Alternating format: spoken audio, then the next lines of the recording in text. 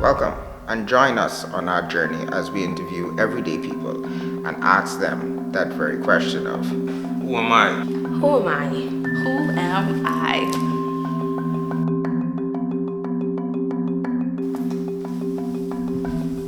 Who am I? My name is Malaak Tinker. I am 28 years old, originally from Long Island, Bahamas, known for the sheep runners. But I moved here when I was 11, so I guess I kind of Nasuvian now too. I am probably a serial hustler, but I tinker with so many things. It's definitely a play on my last name, but I work remotely. I manage multiple companies internationally and locally in the capacity of marketing, branding, HR. I feel like a superhero sometimes by the things that I do, but all in all, I just try to make companies more profitable while engaging with human interaction and networking with them.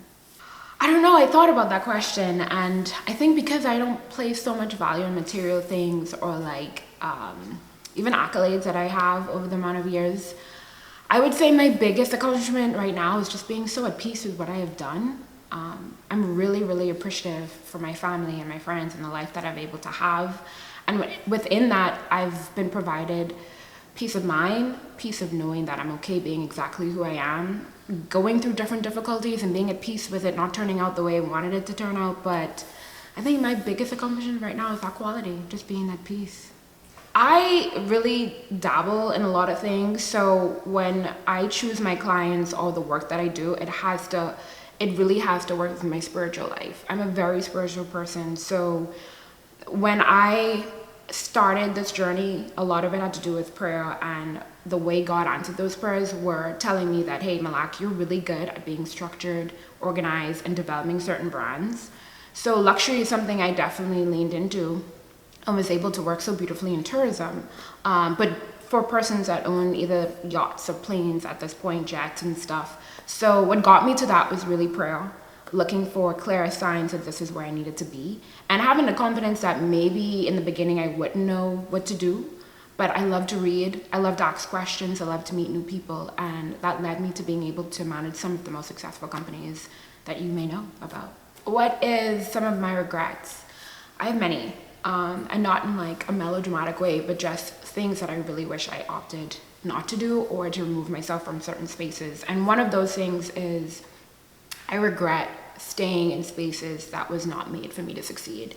And it was very clear. There were very early signs of red flags. And I don't even think the space had the capacity to allow me to succeed. And so I definitely regret staying in those environments because I was forcing things to work.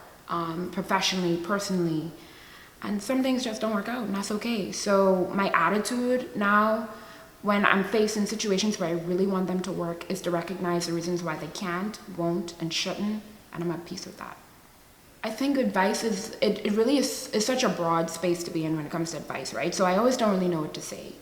But if I was talking to like my 20-year-old self, the advice I would probably give her is to prepare for disappointment, but not in a negative way.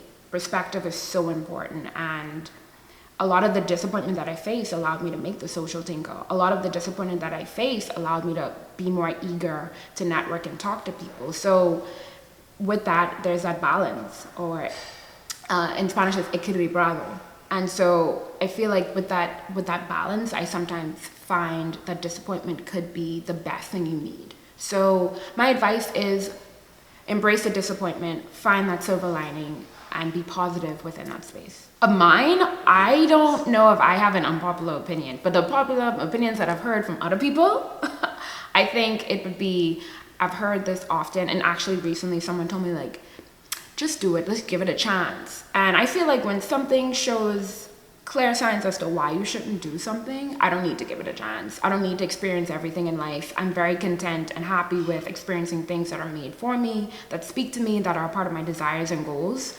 I don't need to try everything. And I mean that in every capacity: friendships, relationships, business partnerships. I good on seeing people do certain things that I personally wouldn't do, but it's something they like, great.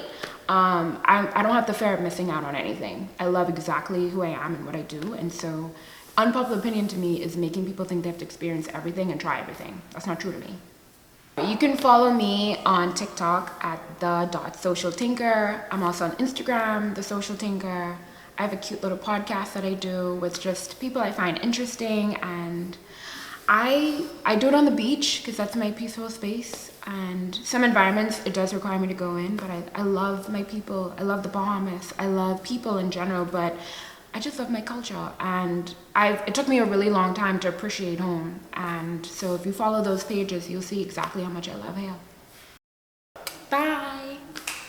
If you like what you saw, hit that like button, hit the subscribe button, and join us on our journey as we create more content on our way to getting our first play button.